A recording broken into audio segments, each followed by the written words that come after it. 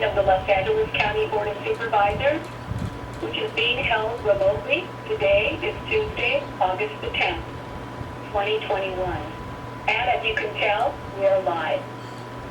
I will now take roll call to confirm attendance. Please unmute your mic and respond when your name is called. Supervisor Mitchell. Good morning, I'm present. Good morning. Supervisor Kuehl. Good morning, I'm here. Great. Supervisor Hahn. Good morning, nice to see you all. Thank you. Supervisor Barber. Good morning, I'm here. Deidre Davenport, Chief Executive Officer. Good morning, President. Nicole Pinkham and Dawn Harrison, Chief Deputy County Counsel. Good morning, we're both here. Thank you. Tanya Zavala, Executive Officer of the Board. I'm here. With that, members, I'm going to call on Supervisor Mitchell to lead us in our morning meeting with the Pledge of Allegiance. Thank you, Madam Chair. Colleagues, if you place the flag and put your right hand over your heart. Ready to begin. I pledge allegiance to the flag of the United States of America and to the republic for which it stands, one nation under God, indivisible, with liberty and justice for all. Thank you, members. As indicated on the posted agenda, we'll be taking telephonic public comments during today's meeting. The Executive Office of the Board received over 34,000 written public comments for today's meeting. And as those written comments were received, all of them were made available to the supervisors for their consideration, consistent with the Brown Act requirements. We will continue to receive written public comments throughout the meeting, which will become part of the official record. Madam Executive Officer, please call the agenda. Thank you, Madam Chair. Good morning, Madam Chair and members of the Board. Today's agenda will begin on page 2. That matter, 10:30 a.m. Item S1 is a discussion of the public health order related to COVID-19. This item will be held for discussion. On page 3, special district agendas. This is the agenda for the Los Angeles County Development Authority.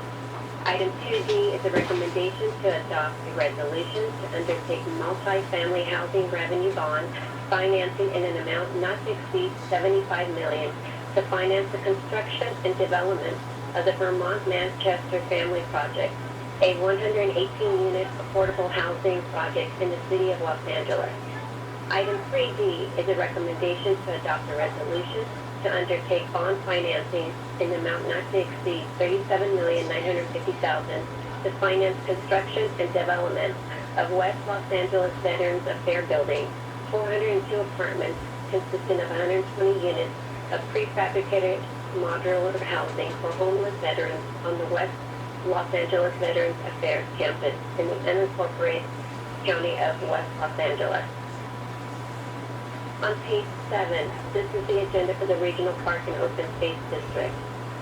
On page 8, consent calendar, Board of Supervisors, items 1 through 24. On item 1, this includes a revision as indicated on the supplemental agenda. On item 4, Supervisor Solis requests that this item be held.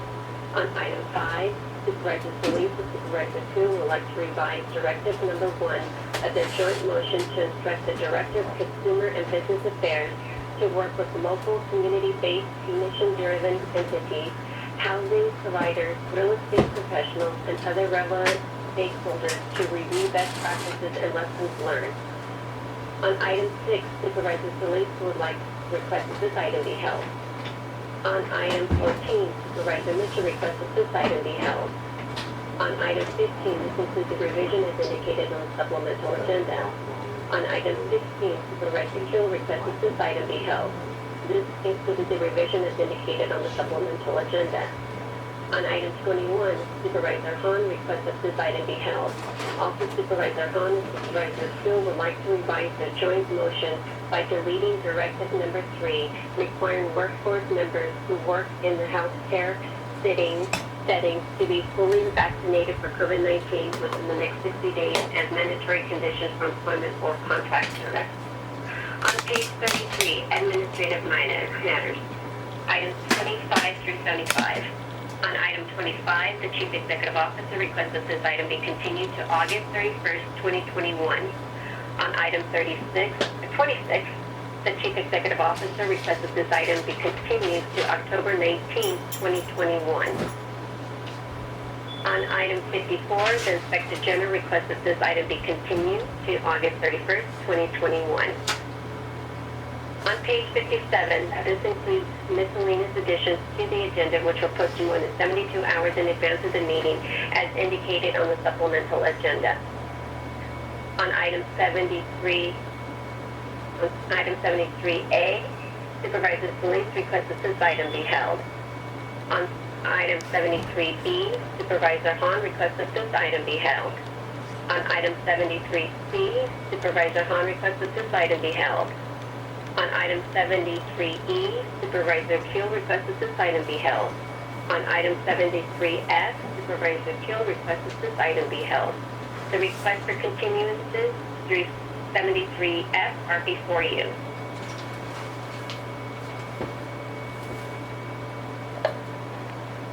Moved by Supervisor Barger, seconded by Supervisor Hahn to approve these items. That will be the order. On page 58, ordinance for introduction. On page 59, separate matter. On page 60, notice of closed session. That completes the reading of the chair, Madam Chair.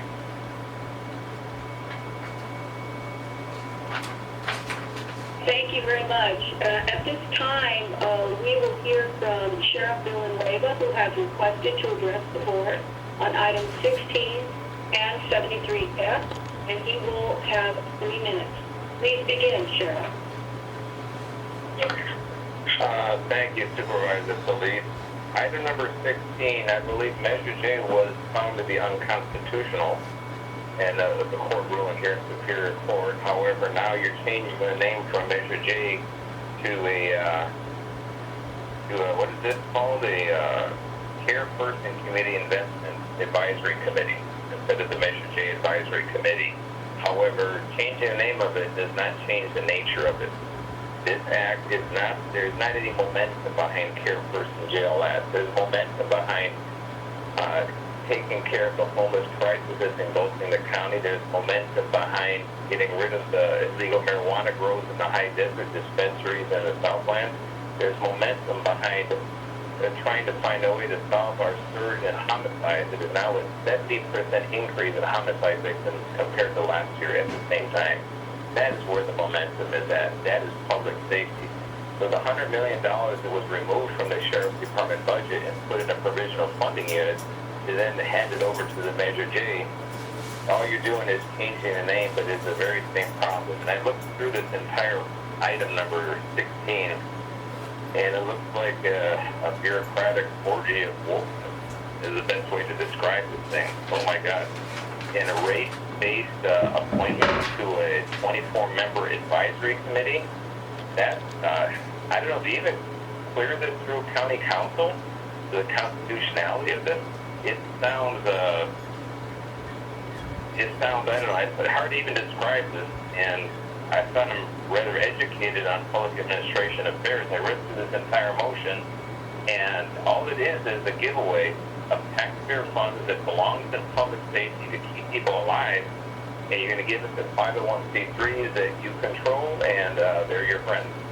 And that is the same homeless industrial complex nature, the service providers.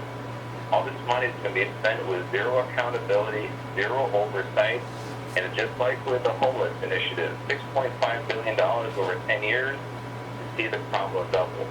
So now that we have desperate needs for public safety funds to address these major threats that we're facing, I have homicide investigators stretched to the limit trying to make do with a staggering caseload. They can't keep up with it. And we're robbing Peter to St. Paul just to satisfy all the demands of our custody environment. And that $100 million, you should reallocate it back to public safety where it belongs so we can keep people alive and safe in LA County. And then only you can start reimagining things when people are safe. But they're not going to do it the way you've done it so far. And this measure, I think, is a fraud, the whole thing. And this entire Care First jail lab need to start rethinking it real quick. Thank you.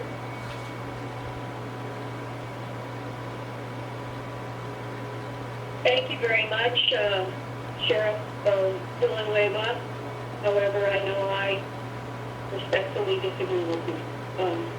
Now, members, we will now take public comments for all agenda items. Madam Executive Officer, please read the calling information that was also provided on the agenda and explain the speaking rules for those members of the public who are calling in to address the board. Thank you, Madam Chair.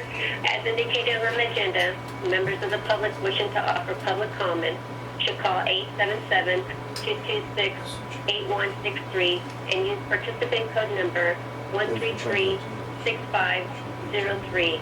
To repeat, please call 877-226-8163 and use participant code number 133-6503. Do not call that number if you only want to listen to the meeting. To listen only, please call 877-873-8017 and follow the instructions. To members of the public calling in, when it's your turn to speak, please state your name and which agenda items you wish to speak on. You have 1 minute to speak on one agenda item or 2 minutes to speak on 2 or more agenda items. In addition, those who would like to address the board with general public comment will be provided 1 additional minute for a maximum total up to 3 minutes. We will allocate up to 60 minutes for public comment on all of the items. If there are no speakers waiting before 60 minutes have lapsed, we will close public comment. We will continue to accept all written comments that come in during the meeting, which will become part of the record. When speaking on the agenda items, you must be on topic. Our goal is to get through as many speakers as we can. If you're not speaking on the topic, or if we cannot tell if you're speaking on an agenda item, you will get 1 warning from County Council or the Chair. If you do not immediately or clearly get on topic, or be straight off topic again, you will forfeit the rest of your time, and the Chair will move to the next speaker. Please note that if you're also listening to the board meeting on a computer or speakerphone, you will need to turn down the volume on those devices as soon as the moderator calls on you. If you do not turn down the volume, there will be an echo. Moderator, may we have the speaker, please? As a reminder to address the board, if you have not already done so, please press 1 then 0 at this time. Now press 1 and 0 a second time or you will be removed from the queue.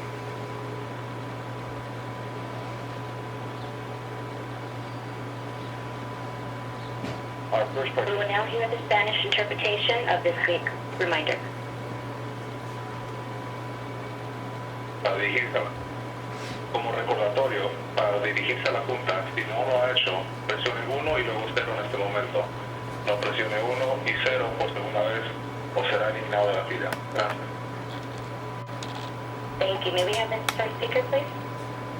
Our first participant is Jackie Carter. Please state the regular agenda items you are addressing today and whether you will address on general public comment. You may begin. Yes, I am addressing item 73A, and I do have a comment. I'm a nurse working at LA County USC Medical Center, and I understand that the epidemic is something obviously none of us have experienced before, but I believe that the science demonstrates that the vaccine is safe. My concern is being able to come to work and be able to do my job, to feel safe that my coworkers are vaccinated, and that is not a concern, that we are not receiving sick calls, and that we are not short-staffed. Therefore, I just support the motion by Supervisor Solis, thank you very much, that employees should be vaccinated, and that's all I wanted to say. Thank you so much. Thank you. Next speaker, please. Next we will come from the line of Cab Road. Please state the regular agenda items you are addressing today and whether you will address on general public comment. You may begin. Good morning. I will be addressing agenda items number 21, 73A, and general comment. Madam Chair and members of the board, my name is Cal Rhodes, and I'm the president of the Los Angeles County Professional Peace Officers Association, which represents over 9,000 active and retired members of the county workforce. Our members, by definition of their roles, advocate for the safety and the citizens of Los Angeles County. However, the COVID-19 pandemic, like many other issues in society currently, is often defined by emotion. Many of our membership have already been vaccinated or as frontline responders suffered the effects of COVID-19, presumably now having antibodies against future infection. Others have strong feelings related to the vaccine and its lack of FDA approval. For these reasons, we cannot support a blanket mandate of vaccinations for county employees as defined in 73A. While we understand the governing responsibilities of the Board of Supervisors during this health crisis, our association believes the executive order of item 73 as written is too restrictive and will actually harm the intention. Conversely, our members would appreciate a more comprehensive review by the Board of Supervisors of the related motion, item number 21. The built-in options of obtaining a vaccination and/or weekly testing would be viewed by our members as more beneficial, collaborative, and present a level of individual compliance, which is the ultimate goal, navigation of this pandemic and returning to life as normal. For our membership to fully embrace compliance with COVID-19 protocols, we need more information about proposed policies and testing procedures. If we could, one suggestion would be to research existing best practices of other public entities, including the recently presented protocols enacted by the California Department of Public Health as it relates to state employees. These protocols seem to communicate the state's intentions in addressing this pandemic, as well as could be used for uniformity towards employees of the county with those of neighboring cities and counties. The Los Angeles County Professional Peace Officers Association is grateful for the recognition by this board of the importance of engaging with the county's labor partners. We fully appreciate this and other opportunities to have collaborative conversations with the Board of Supervisors on these concerns. Thank you in advance for your time and consideration of our members' perspectives and sacrifices as essential workers. Thank you. Next speaker, please. Next speaker will come from line of Brad Melberg. Please state the regular agenda items you're addressing today and whether you'll address on general public comment. You may begin. Thank you very much. I'm speaking on item 73A. My name is Dr. Brad Spelberg. I'm the Chief Medical Officer at LA County USC and also the Interim Chief Medical Officer at Allevue Medical Center. I want to start by thanking Supervisor Solis and all of the supervisors for the courage and leadership that you've shown in taking on the very difficult problem of vaccinations. It's a controversial topic. We know the vaccines are safe and effective. We also know that for a variety of reasons, some people are not comfortable being vaccinated. I review all new COVID positive tests at both LACUSC and Allevue every day. And I can tell you that since the beginning of July, 98% of patients admitted to both hospitals because of COVID have been unvaccinated. This is truly a pandemic of the unvaccinated. Now, we've tried and will continue to try to do outreach to provide reassurance and clarify and provide, facts to provide reassurance to folks so they feel safe about it. Excuse me, your time has expired. Can we have the next speaker, please? Next speaker will come from line of Jose Osuna. Please state the regular agenda items you're addressing today and whether you'll address on general public comment. You may begin. Good morning. I'll be addressing item number 20 and providing general public comment as well. My name is Jose Osuna. I serve as Housing Justice Manager for Brilliant Corners, and I am the 4th District appointee for the Public Safety Realignment Team. In addressing item number 20, first and foremost, I want to thank Supervisor Hahn and Supervisor Solis for presenting this motion, and I urge this board to unanimously support them in this motion. I also want to thank my fellow Public Safety Realignment Team members for the work that went into developing this implementation plan and the budget recommendations that go along with it. I support this implementation plan. I think it's a great first step in the county taking a real approach to care first and jails last. I look forward to developing this team into a much more progressive body and a much more community-centered body. I really want to thank the Public Safety Realignment Team for highly ranking all the ODR budget recommendations that go along with this implementation plan, along with a personal thank you on approving a high recommendation for the Breaking Barriers Housing Program, which is under Brilliant Corners. Once again, I want to thank this board also for expanding the Public Safety Realignment Team to include additional community members, as well as moving forward In allowing this body to have community alternates, I hope other commissions that are under the county structure are able to do this as well. Having community advocates as representatives on this team, I think, has been transformative, and I look forward to the work that we will be doing in representation of the community. Once again, I want to thank Supervisor Hahn and Supervisor Solis for presenting the motion under item 20, and I urge this board to unanimously support motion under item number 20. Thank you very much. I yield my time. Thank you. Next speaker, please. And as a reminder, to address the board, if you have not already done so, please press 1 then 0 on your touch-tone phone. Our next participant will be Dr. Jami Wheeler. Please state the regular agenda items you're addressing today and whether you'll address on general public comment. You may begin. Hello, I'm going to address on item 73A and general public comments. My name is Dr. Jami Wheeler. I am the Chief Medical Officer for East Valley Community Health Center in West Covina, California. With the Delta variant infection surging here in LA County and across the U.S., we see it in our clinics, and it's important we take bold and courageous steps to protect not just county employees, but the vulnerable residents we serve.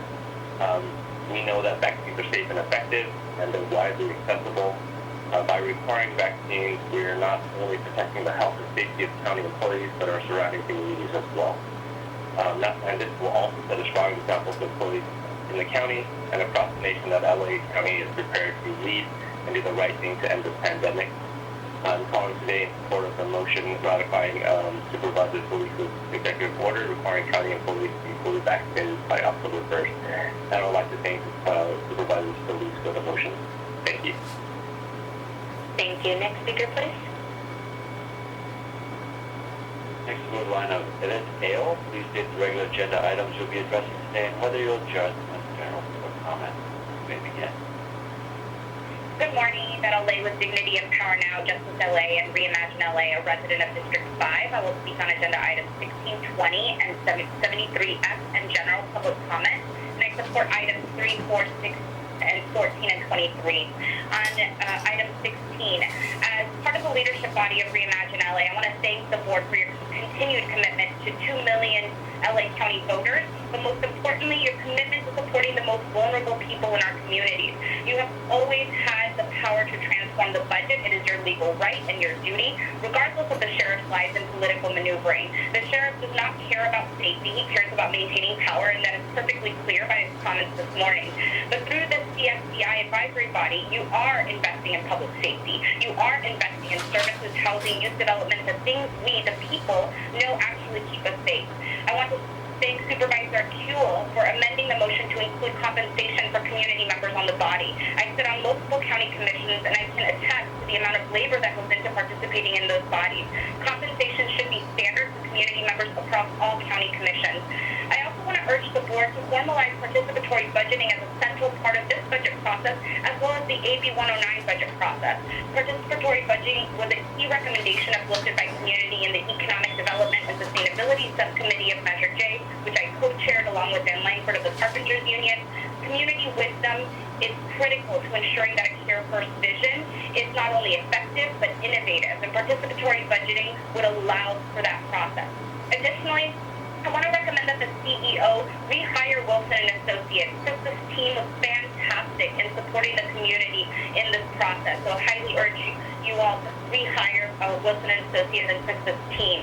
On agenda item number 20, I want to thank the board for expanding community participation in the PSRT. I was honored to be part of the PSRT, honored to be working with community members like Jose Osuna, like Marisa, a lot of folks that are committed to change, and the board's new vision for Care First integrated into AB 109 was critical. For a decade, the PSRT has basically functioned as a rubber stamp for the law enforcement budgets. But what we saw through the process was over and over again unanimous support for shifting funding to ATI, to ODR, and most notably in the budget process that we approved just a week ago was for a community set-aside of the AB 109 budgets and a 3-year ramp-up to 80% for community of the AB 109 budget. This is transformative. This will save lives. And so I want to commend you all for your visionary action in reformatting the PSRT. And also, I want to point out that we're going to have a major change for the supplemental budget. And really, in order to implement the PSRT implementation plan, we really need the board and the CEO to also support the budget proposals and the budget recommendations that came out of the PSRT. We can't just give lip service to a plan without putting the funding. So your time has expired. May we have the next speaker, please? Next we'll go to the line of Christian Garcia today, and whether you'll address on general public comment. You may begin. Hi, good morning everyone. My name is Christian Garcia. I'll be speaking on item 73A in general public comments. I'm with El Proyecto del Barrio, the Azusa Health Center. We're a nonprofit community health center, and we've first-handedly seen the impact that COVID-19 pandemic has had in our community. We've lost valuable clinicians and lost many community members to this virus, and we are very happy and proud to support Supervisor Solis's motion requiring over 100,000 county employees to be fully vaccinated. This is a bold move to take action to protect our community, to protect our employees against this virus that has just been devastating our communities. I want to thank the rest of the board for considering this and hopefully ratifying the motion. As we all know, research has shown that vaccines are the most effective method for combating COVID-19 and slowing the spread. So this action is something that is desperately needed, especially with the surge of the Delta variant. Thank you so much for your time. Thank you. Next speaker, please. Next we go to the line of Kara Drake Wyatt. You state the regular agenda items you'll be addressing today and whether you'll address on general public comment. You may begin. Hi, my name is Karen Drake Wyatt. I'm commenting on item 73A in general public comments. I'm an RN at LACUSD Medical Center in the Emergency Department, and I would like to thank Supervisor Solis for the motion of the COVID-19 vaccine mandate for LA County employees. I'm fully supportive of this order. LA County is in rising numbers with COVID-19, and it's important to protect our employees as well as our residents, and as far as having the vaccine on board, it'll help out everybody across the board. It's populations that who can't get it, like people with autoimmune diseases or people who are pregnant and small children, and people who don't do as well, like the elderly. So at least if we're protected, they know they can come to LA County for safe care. I'd like to thank the board and hope the board supports this motion. I'm proud to see LA County taking steps to slow this pandemic. You know, LA County is usually a usual leader, and we'll be serving we will be a great example. Thank you for your time. Thank you. Next speaker, please. Next we go to the line of Brenda Ortega. Please state the regular agenda items you'll be addressing today and whether you'll address on general public comment. You may begin. Good morning, Board of Supervisors. I am speaking on item 73A. My name is Brenda Ortega, and I am with Inner City Struggle, a nonprofit organization based in East Side of Los Angeles. I am calling in support of the motion ratifying Supervisor Hilda Solis' executive order requiring over 100,000 county employees to be fully vaccinated by October 1st. With the new Delta variant rising in LA County and across the U.S., it's important to take steps to protect the most vulnerable residents in our community by requiring vaccination to all county employees. Not only we are ensuring the health and safety of county employees, many of whom are in public-facing roles, but we are reassuring residents that it is safe to access the much-needed services the county provides. And this sets a strong example to employers in the county and across the nation that LA County is prepared to lead and do the right thing to end this pandemic. Research has shown that vaccination is the most effective method for fighting COVID and slowing the spread. I am proud to see LA County is ready Your time has expired. May we have the next speaker, please? Next we'll go to the line of Reverend Walter Contrero. Please state the regular agenda items you'll be addressing today and whether you'll address on general public comment. You may begin. Yes, I am addressing item 73A in general public comment. My name is Reverend Walter Contreras. I am the Vice President of NALEC, National Latino Evangelical Coalition, with more than 3,000 congregations. And I would like to thank Supervisor Solis for this motion. Yes, like everyone has said before, I am calling today in support of the motion of ratifying Supervisor Salute's executive order requiring that over 100,000 county employees to be fully vaccinated. The research has shown that vaccination is the most effective method of combating COVID and showing the spread. So at this time, I support that everyone is coming together to look at this in a different perspective and to show strong leadership in regards to the pandemic. And I'm proud to be part of Los Angeles County, and I'm ready to be part and to do what I can in order to support the board in this motion. Thank you very much. Thank you. Next speaker, please. And as a reminder, ladies and gentlemen, if you wish to address the board, if you have not done so already, please press 1 then 0 at this time. Now press 1 and 0 a second time where you'll be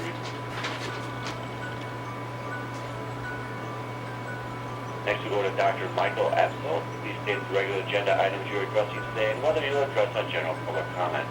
You may begin. Hi there, my name is Dr. Edsel, and I'm a psychiatrist at LAC USC Hospital. I'll be addressing the executive order introduced by Chair Hilda Solis, S1. So I'm calling today on behalf of my coworkers and fellow union members of CIR and SEIU. We are strongly in favor of the public health order requiring healthcare workers of LA County to get vaccinated. As doctors and scientists, we work tirelessly to educate our patients and the community on the effectiveness of the various COVID-19 vaccines and dispel the many harmful myths that have been propagated. The Delta variant is here, it's on the rise, it's everywhere, and LA County has 3 million vaccine eligible and 1 million or 1.3 million ineligible residents who continue to be susceptible to infection and are at risk for developing serious symptoms of COVID-19. LA County must continue to ensure the safety of all Los Angelinos. We must continue to protect our community from experiencing another unprecedented surge like that of January 2021. The only way to combat this COVID spread is to get the herd immunity. Vaccines do work, and we support the public health order issued by the chair. Thank you. Thank you. Next speaker, please. Next we'll go to the line of Tel Aviv Contrero. Please state the regular agenda items you're addressing today and whether you'll address on general comment. You may begin. Yes, good morning. This is Dr. Genevieve Clapper. I'm really hoping that we reopen the board so I can see wonderful supervisor face and more able to speak. But anyway, on S1, I think you really need to be careful of what you wish. I mean, you know, Dr. Brad Spenberg and other doctor today, I've told you that many of the people who are getting sick now are the unvaccinated. And I think, you know, you need to really put an effort of that and not penalize the people who are vaccinated. Item 25, again, has been postponed from January 14, 1920 to August 31, 21. About the board priority, I think that's very important. I think we should know what's going on and we should know what priority the board are really set on. On item 26, again, is the status report from LASA, who was due on 10/19/21. And he has been, I mean, he was due on 10/29/19, and now he's pushed back to 10/19/21. It's going to be almost 2 years. Is almost not a crisis? Why 2 years to get a report? I mean, that's unconscionable. Anyway, I hope you have a wonderful day and week, and hopefully by next month I can see you in person. Take care. Have a good day. Thank you. Next speaker, please. Next we'll go to the line of Ellen Geisy. Please state the regular agenda items you'll be addressing today and whether you'll address on general public comment. You may begin. So, my name is Ellen Geisy. I'll be addressing on agenda items 3, 4, 6, 14, 16, 20, 23, 27, 73, F, in favor for all, and I would like to speak on 14, 20, and 23. I would also like to say before I begin how absolutely irritating and enraging it is to listen to Villanueva come on at the beginning of these meetings, get dedicated time ahead of the rest of the public to sit there and gaslight you and continue to spew his absolute bile on all of us. In regards to item 14, again, supporting all of these items, racism and inequality are woven into the very foundation of Los Angeles, including its infrastructure. Freeway construction has historically and presently occurred in Black and brown communities, leading to worse environmental outcomes such as smog and air pollution, which kills hundreds of people each year. Black children suffer from asthma at much higher rates and are killed in traffic collisions at disproportionate rates. Almost 90% of public transit riders are people of color who bear the brunt of the consequences of the Los Angeles transit system. Anti-racism is a continuous path in a county that was founded on the discrimination of BIPOC Angelinos. It is impossible to separate most of our government services and operations from their past and present racist influence. Anti-racism must be integrated into the fabric of all county operations.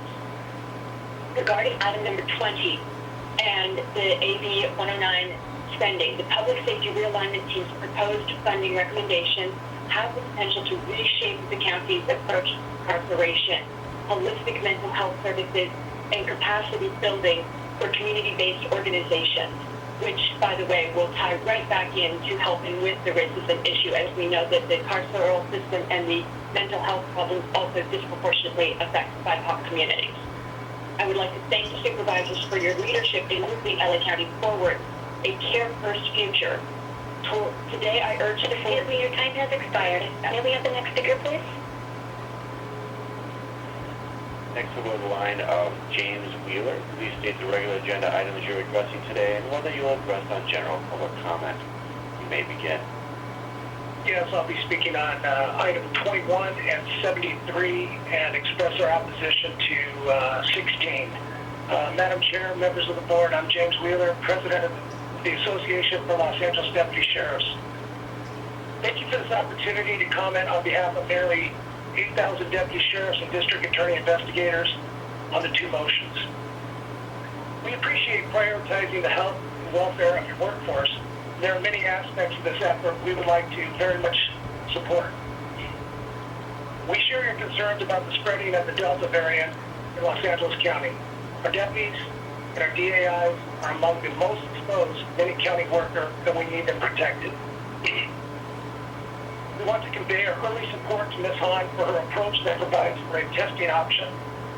To fully support the motion, we need more information about how the testing will be conducted, how the mandatory vaccine requirement will be applied, and most importantly, how your board intends to engage these important issues in the collective bargaining process. That's why we appreciate the second part of Ms. Hahn's motion, to engage with the county's labor partners. As always, we are standing by to discuss these issues with you, your staff, and our county administrators. Thank you for your time. Thank you. May we have the next speaker, please? Next we'll go to the line of Michael Baylor. Please state the regular agenda items you're addressing today and whether you'll address on general public comment. Yeah, I'll call him today and see what's going on. Hello, you can begin.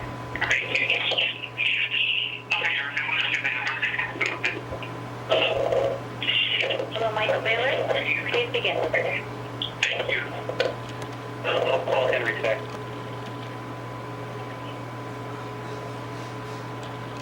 Hello, Michael Baylor. Please begin.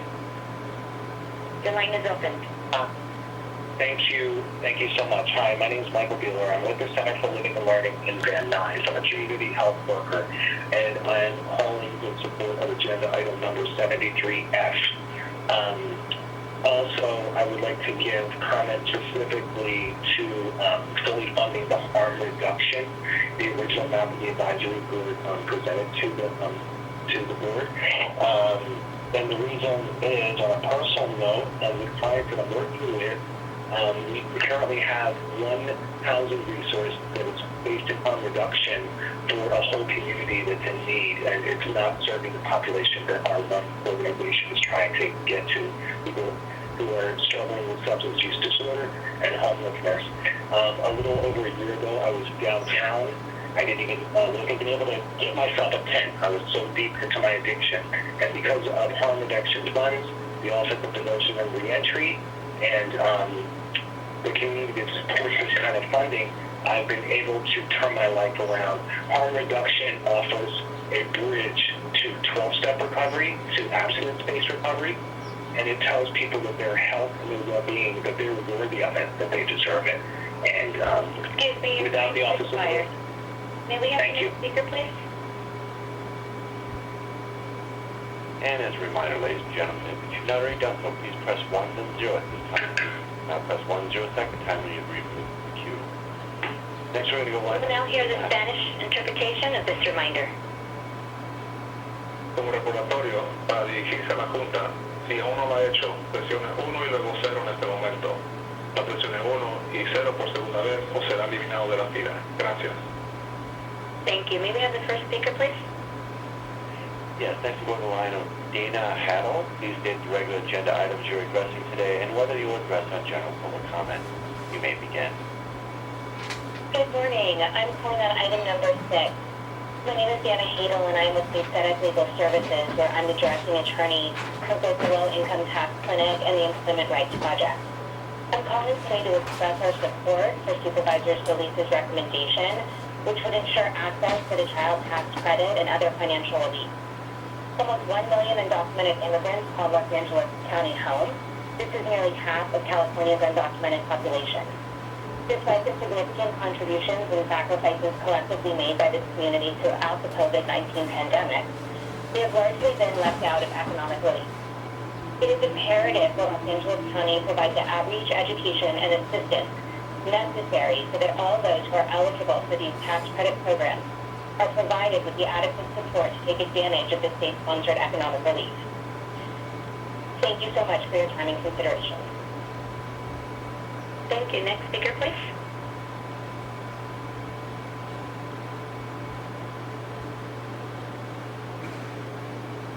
May we have the next speaker, please? Yes, thank you. Next we'll go to the line of J. Stephen Brantley. Please state the regular agenda items you're addressing today and whether you will address on general public comment. You may begin. Good morning. My name is J. Stephen Brantley. I'm a resident of District 5, and I'll be speaking in support of items 4, 73F, and making general public comment. As a formerly unhoused recovering heroin user who is alive today because of harm reduction, and as someone trained in overdose prevention and reversal, I want to start with 73F. My lived experience makes me grateful for your commitment to a care first Los Angeles, and it's why I urge you to maintain the original recommendation submitted by the advisory committee to fund the expansion of harm reduction programs of $15 million for the fiscal year of 21-22. Harm reduction providers are confronting the most deadly overdose crisis we have ever seen, and at the same time responding to the pandemic-related needs of our most vulnerable community members, including the unhoused. We must ensure that they're able to continue and expand their life-saving work. Without full investment in harm reduction and agencies like the ODR that support it, the adverse health risks associated with drug use will only worsen. I believe we're at a crucial moment. In light of this week's LA Times fentanyl panic piece, which perpetuates dangerous myths around fentanyl and serves as propaganda for law enforcement for those who would sooner sweep the addicted and unhoused into prison than provide them with services, it is more important than ever before to support measures that address the underlying needs and causes of use. We know that punitive measures don't work. We wouldn't be in this crisis if they did. So on behalf of those who need and deserve care and dignity and those working for their well-being, I ask that you please maintain the proposed allocation of $15 million for harm reduction services. I also want to bring my experience in support of item 4.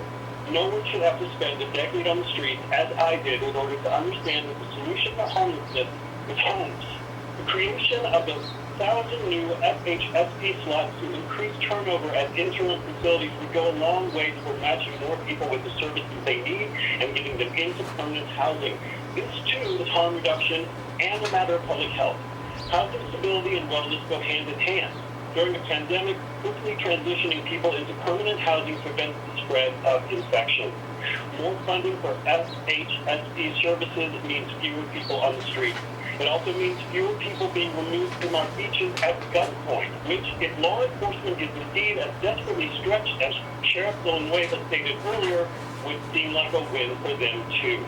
It means fewer people being chased and hit with non-lethal artillery by police during sweeps in our public parks, and fewer people being put in jails where they have even less opportunity to see their needs met and only become more likely to remain unhoused upon release. Please fund the expansion of the FHSP and support exit services for those transitioning from interim housing. Thank you. Thank you. Next speaker, please.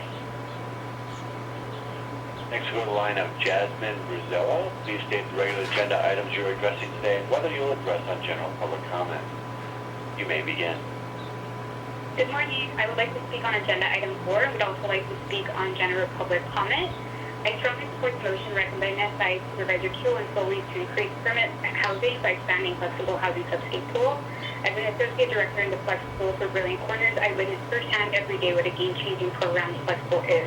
That timely anticipate confronting an unprecedented inflow into homelessness once the eviction moratorium ends and the influx of unprecedented federal resources to address this crisis. Scaling proven solutions to homelessness like the FHSP is vital to our county's homelessness response.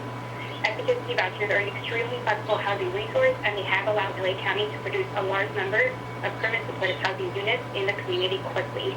With new federal resources, the flexible vouchers have allowed LA County to utilize federal vouchers windfalls more quickly. Our community can swap voucher types with those already housed on flexible housing subsidy pool vouchers for federal vouchers, utilizing the federal time-limited resources very quickly. The FHSP also brings other innovations central to the flexibility as the Model 4. Visas are often faster due to fewer restrictions and requirements to utilize the subsidy. The flexibility of turn-based FHSP vouchers allows higher acuity individuals to take advantage of the existing market to get housed quickly.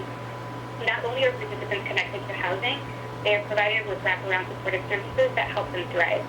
The FHSP also benefits the permanent supportive housing unit pipeline. FHSP vouchers can be committed to new project-based developments to secure additional capital funding and expedite projects. For property developers, project-based FHSP vouchers provide very important subsidy gap financings and can be layered with the federal tax credit or used independently. And beyond these innovations, the FHSP is built to scale. That's why this motion from Supervisors Q and Solis is so timely. I thank them and urge the Board of Supervisors to approve this motion to create permanent housing by expanding the flexible housing subsidy pool. Thank you. Thank you. Next speaker. May we have the next speaker, please? Next, we'll go to the line of Ruby Rivera. Please state the regular agenda items you'll be addressing today and whether you'll address on general public comment. You may begin.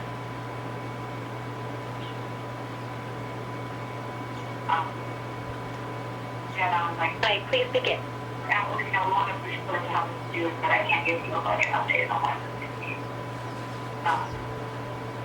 Hello, Ruby.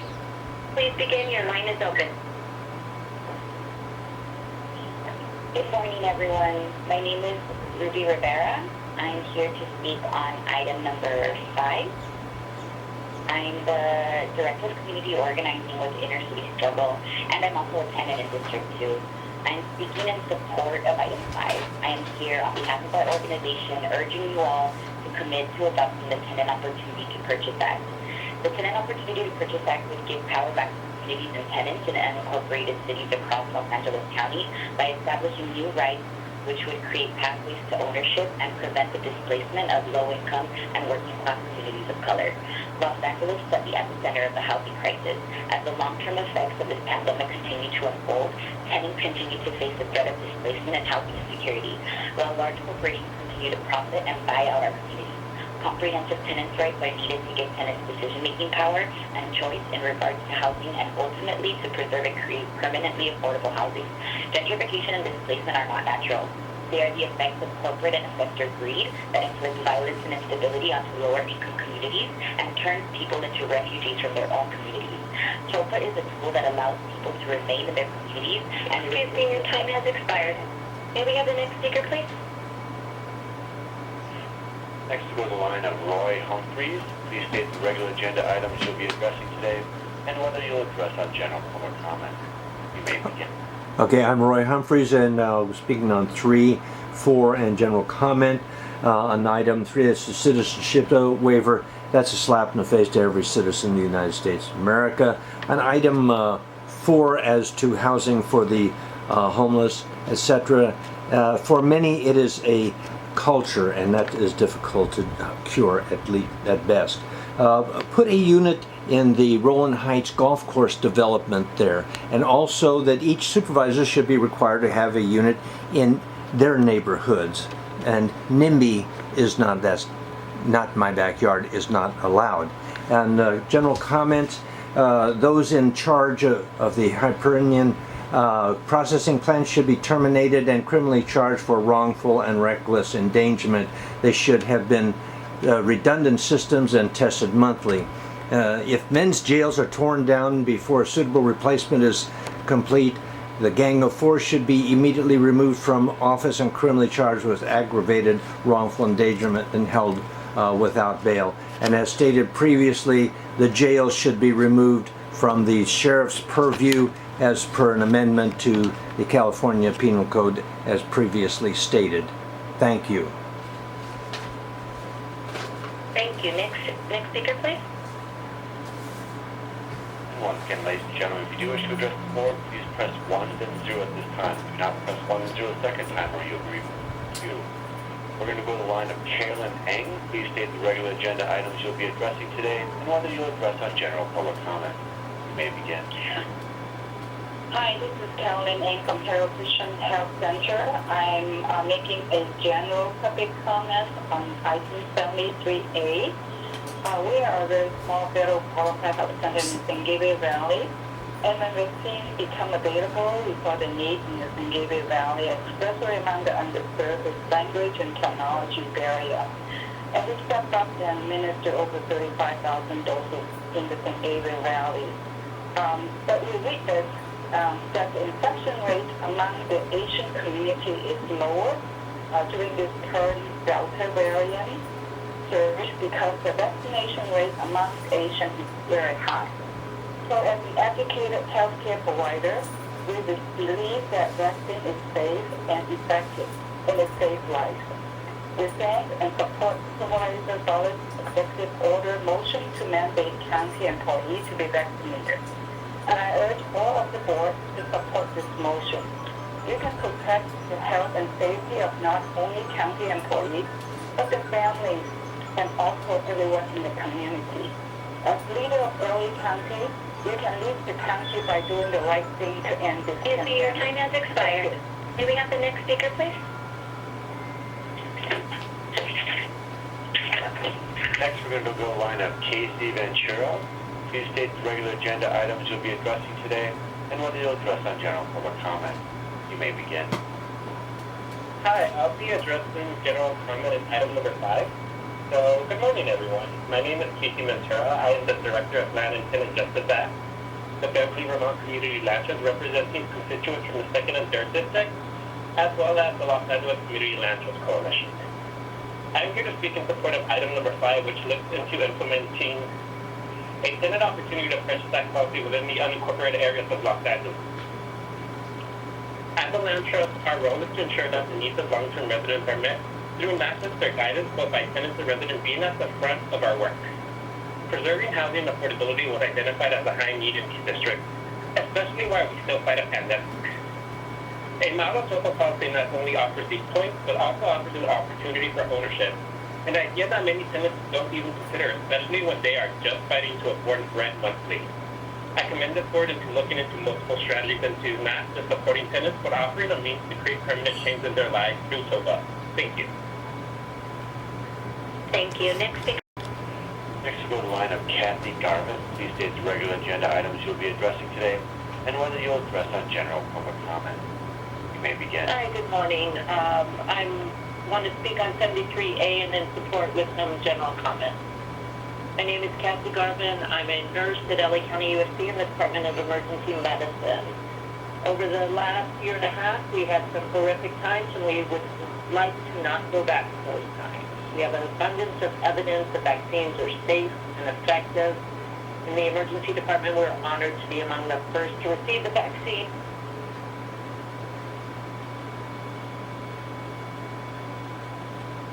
That so far declined the vaccine includes some of my own friends, colleagues, and family. And I respect their fear and their concerns. However, a partially vaccinated population is a training ground for this virus. Delta is on the rise. The emergency department is filling back up, and people will die without vaccines. And I honestly believe that as county employees and as members of society, we have the obligation to protect not only ourselves, our families, but also our community. And at LA County USC, I think we have some of the most vulnerable members of our community. And I truly thank the Board of Supervisors for bringing this motion to our attention, to the public. I thank you for your courage, and I urge you to ratify. Thank you. Thank you. Next speaker, please. Next, go to the line of Zach Schlegel. Please state the regular agenda items you'll be addressing today and whether you'll address general public comment. You may begin. Good morning. I'm calling regarding item number 4, which would create 1,000 new flexible housing subsidy pool subsidies. My name is Zach Schlegel. I'm the Senior Director of Public Policy for PATH, People Assisting the Homeless. We believe this is an essential policy as these vouchers are an extremely flexible housing resource, which has allowed LA County to produce a large number of permanent supported housing units in the community very quickly. It's also a scalable model of vouchers that can be committed to new project-based development to secure additional capital funding and connect new housing units, which are desperately needed. This program offers clear wins for property developers, property managers, and tenants, and we wholeheartedly encourage your support of the item. Thank you for your continued push to address the homelessness and housing crises with multifaceted solutions. Thank you. Thank you. Next speaker, please. Next, go to the line of Eric Cray. Please state the regular agenda items you'll be addressing today and whether you'll address general public comment. You may begin. Yeah, it's Eric Previn, and I will address the items and the general public comment, if that's okay. Thank you.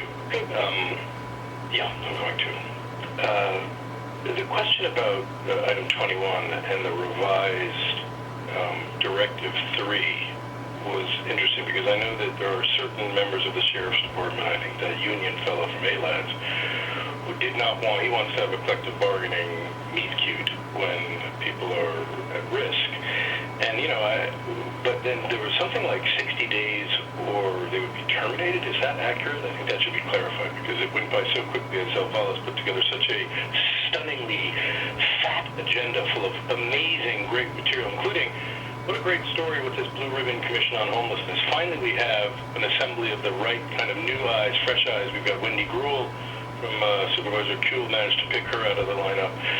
This is not a great area for the folks because right now Sheila knows because the brave and leader-like Randall Fraud of Studio City Neighborhood Council has written to them. The Hollywood Bowl parking lot, which falls squarely under their jurisdiction. No, Blue Ribbon Commission needs to look at this, which is the Hollywood Bowl parking lot is infested with garbage, and it's really bad. And people are, you know, mobilizing and misusing our local public resources to make noise about it, but nonetheless it has to be taken care of. And so putting together an upscale commission, including Sira, who we remember from formerly of Lasso, Sira Dussault, and Bobby Shriver's, you know, campaign helper, and David Ruse. These are usual customers. We're not going anywhere. And, you know, I did not like it when Sheriff Villanueva used the language. He called one of these items a bureaucratic orgy of wokeness. I find that insulting from a man who, frankly, you know, ran on some progressive ideas and has been now engaged in a full-scale snit with the county board, which I have to admit is not hard, but he's got to be more cooperative and effective rather than, you know, engaging in a constant battle. It's just, believe me, I know about constant battles. This needs to move forward, and I don't see what's going on in a positive way at the moment. I also think the meeting schedule really, it's abhorrent. People know, people can tell what the hell's going on. It's so confusing just to pay attention and listen to the various important members of the public the way you've got it in a pounded free-for-all where everybody is, it's like dropping things into the same wok at the exact same moment. It's very hard to focus. So I think you need to do a much better job. And I don't like the idea of Fecia Davenport speaking for Nicole Davis Tinkham if she's late to the meeting. She needs to say, I'm here herself. You don't say, we're both here. She's an individual. Excuse me, your time has expired. May we have the next speaker, please? And once again, ladies and gentlemen, if you do wish to address the board, if you have not already done so, please press 1 then 0 at this time. Now press 1 and 0 a second time, or you will be removed from the queue. Next, we'll go to Sira Barrios. Please state the regular agenda items you're addressing today and whether you'll address on general public comment. You may begin. I'm addressing agenda item 5 and also public comment for the topic. The tenants' opportunity to purchase tax would give power back to communities and tenants in unincorporated cities across the Vernon County by establishing a right which would create pathways to ownership and prevent the displacement of low-income, working-class communities of color. Los Angeles is the epicenter of the housing crisis. As the long-term effects of the pandemic continue to unfold, tenants continue to face the threat of displacement and housing insecurity, while large corporations continue to profit and buy out of our communities. Comprehensive tenants' rights are needed to give tenants decision-making power and choices in regards to housing and ultimately to preserve and create permanently affordable housing. The Board of Supervisors have the opportunity to deploy the tenants' opportunity to purchase act, which could combat the harmful impact of the speculative housing market in communities that have been historically disinvested, systematically marginalized. As a representative of Trust South LA with 25 years of history in South Central LA and currently operating as an emergency rent assistance provider in incorporated areas of Southeast LA County, we witnessed firsthand housing instability our neighbors face. Our communities have been plunged further into rent burden, are harassed by corporate landlords, and have little access to purchasing homes in the communities they have built. Voting yes on the study for TOPA will bring us one step closer in addressing histories of redlining with investment and presenting the possibility of tenants becoming future homeowners in their neighborhoods. I would like to share the story of Mr. Gutierrez. He, as I've been doing this outreach in our community, he paid his rent during COVID. He paid his bills during COVID. Unfortunately, his landlord passed away. Now Mr. Gutierrez is being harassed by the heirs and being pushed out of his home without illegally. So if we have something in place like this act, Mr. Gutierrez would have the opportunity to purchase that home that he has lived in for many years. So I encourage the board to please support the time at this time. May we have the next speaker, please? And next we'll go to the line of Pam Williams. Please state the regular agenda items you'll be addressing today and whether you'll address on general public comment. You may begin. Yes, I'll be addressing item number 73B and general comment. 73B, I strongly oppose it. It's the evaluation of the COVID-19 vaccine requirements for indoor public places. The Unwrote Civil Rights Act, that's the UNRUH Civil Rights Act, prohibits what you were trying to allow businesses to do. The Unwrote Civil Rights Act is an expansive 1950s California law that prohibits any business in California from engaging in unlawful discrimination against all persons, consumers within California's jurisdiction, where the unlawful discrimination is based in part on a person's sex, race, color, religion, ancestry, national origin, age, disability, medical condition, genetic information, marital status, sexual orientation, citizenship, primary language, or immigration status. The Unruh Act applies to all businesses in California, including hotels and motels, restaurants, theaters, hotels, barbers, and beauty shops, housing accommodations, and retail establishments. This law was enacted in 1959, and its code as the California Civil Code Section 51.3 and 5.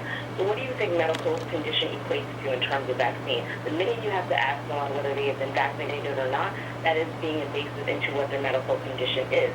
This law by the California Supreme Court has been repeatedly interpreted as protecting classes other than those listed on its face, and even in 2005, before sexual orientation was added to its list, it was used as a precedent case. So that is what is going to occur should you move forward and allow businesses to discriminate based on who is vaccinated and who is not, which again is against constitutional law, the 14th Amendment, separate but equal clauses. Furthermore, the board needs to be transparent in the fact that those people that qualify under the American Disability Act and the Rehabilitation Act that have disabilities and cannot get the vaccine for whatever the reason may be and have a medical exemption have to be given reasonable accommodations by these businesses, or businesses will face lawsuits. This has to occur. Furthermore, what will you do with people that have children that are too young to get the vaccine? If you let those individuals in, the children that are too young... Excuse me, your time has expired. May we have the next speaker, please? Next, we go to the line of Raman Lalazari. Please state the regular agenda items you'll be addressing today and whether you'll address on general public comment. You may begin. Thank you. Hi, this is Dr. Raman Lalazari, proud LA County employee, senior resident orthopedic surgeon at LACUSC, calling today on behalf of my coworkers and new members in favor of the Executive Order S1. This is our time. It's time for us to put this to an end. Last year, at the height of the pandemic, I and my colleagues on the front line were dealing with what I can only describe as absolute horror of the pandemic, and then all of the unintended consequences. As an orthopedic surgeon, we had to cancel all of our elective surgeries multiple times, and I don't have to tell anyone who's ever had been in the healthcare system or knows someone who had how difficult it is to tell someone that I can't do the knee replacement and can't fix their ACL for another year. It's enough of it. We're all ready to feel safe at work and feel like we can put this pandemic behind us. On a personal note, I'm tired of coming home with God knows what, my clothes and my hands to my pregnant wife, and potentially transmitting this disease to my unborn child. This is getting to the point where it shouldn't be a debate. We have good evidence for the vaccine, and it's our only hope, and this is going to be a defining moment for us if we can step up and do this. So strong support from the residents in Executive Order S1 for this vaccine mandate. Thank you. Next speaker, please. Next, we go to the line of Veronica Lewis. Please state the regular agenda items you'll be addressing today and whether you'll address general public comment. You may begin. Good morning. I'll be addressing agenda items 16, 73E, 73F, 20, and general public comment. My name is Veronica Lewis. I'm the director of SSG Humphreys, and I'm here today as a part of the Measure J Advisory Committee as a 4th District appointee, who also have the honor of being the chair to lead this inaugural process of helping develop the Year 1 spending plan. In relation to the spending plan, I want to thank CEO Davenport, the ATI Director, Judge Armstead, and their team for honoring the community-driven process. It's evident in the plan before you today that the spending plan our committee prepared was taken seriously, and they worked diligently to incorporate the main pieces of our recommendations. With that said, there are 2 areas that I want to briefly lift up. Our advisory committee spent hours in marathon meetings week after week to make difficult decisions to reduce down what was originally $800 million of recommendations from the community into $170 million prioritized strategies. As you might imagine, there were several points of disagreement during that process.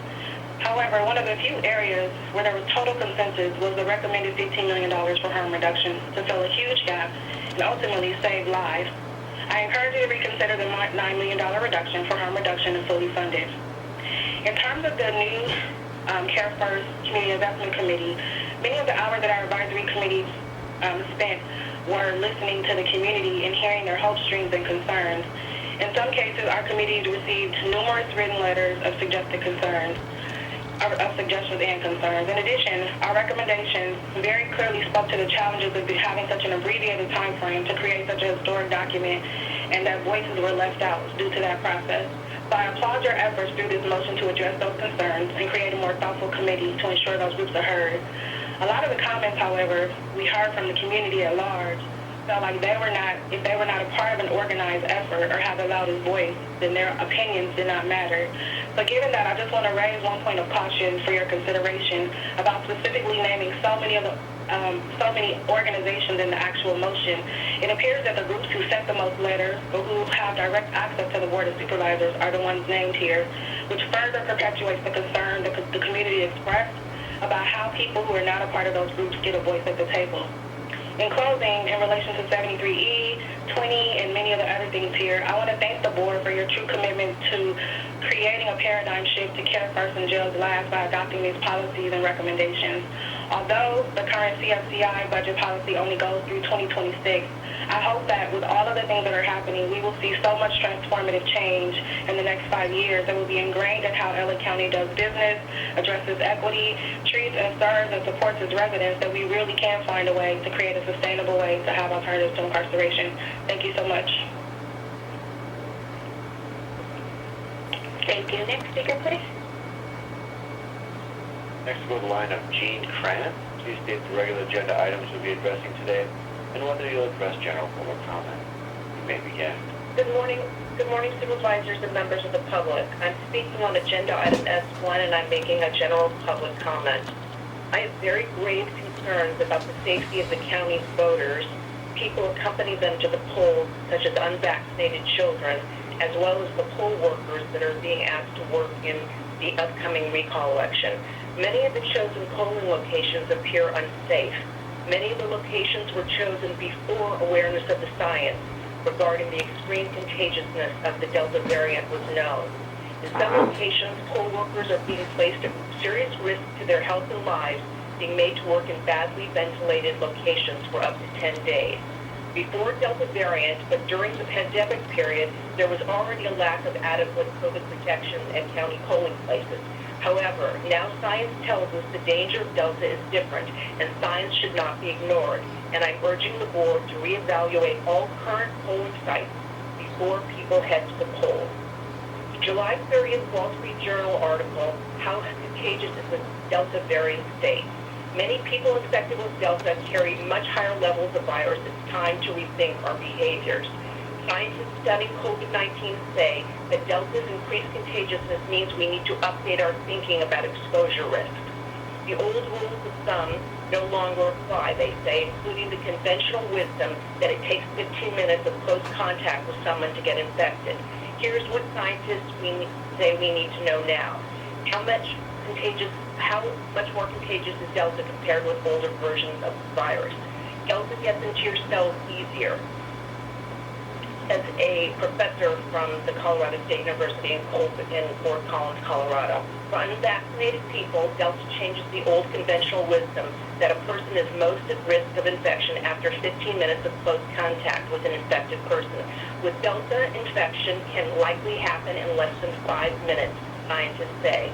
The variant may even be potent enough to infect an unvaccinated person with a fleeting exposure, such as a minute or two in an elevator, says Dr. Susan, your time has expired. May we have the next speaker, please? Next, we'll go to the line of Amy Robledo. You state the regular agenda items you'll be addressing today and whether you'll address general public comment. You may begin.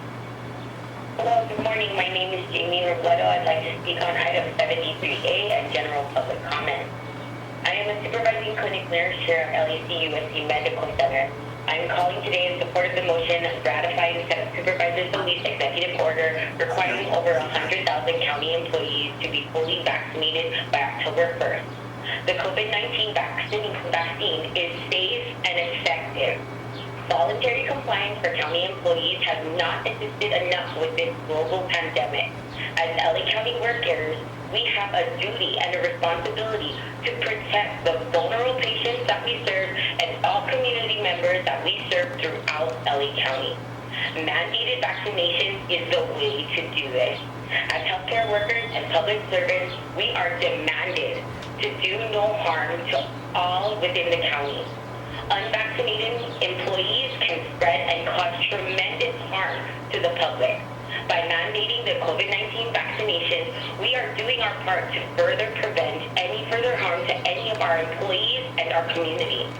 Unvaccinated staff who are sick will put a work straight on those who have chosen to get vaccinated, and we will not have the staffing that is adequate to properly serve our patients who are vulnerable and who are in most need of our care. Thank you for your support in our COVID-19 vaccination efforts, and we please hope to ratify this motion. Thank you. Thank you, Madam Chair. That concludes the 1 hour of public comment testimony. Thank you so much to everyone that called in, and to those of you that were not able to get in, please know that you can still submit your written comments as indicated on our agenda. We will continue to accept all written comments that come in during our meeting, which will become part of the official record. And again, I want to thank everyone for calling in. It's very important. Madam Executive Officer, please indicate the agenda item numbers on which we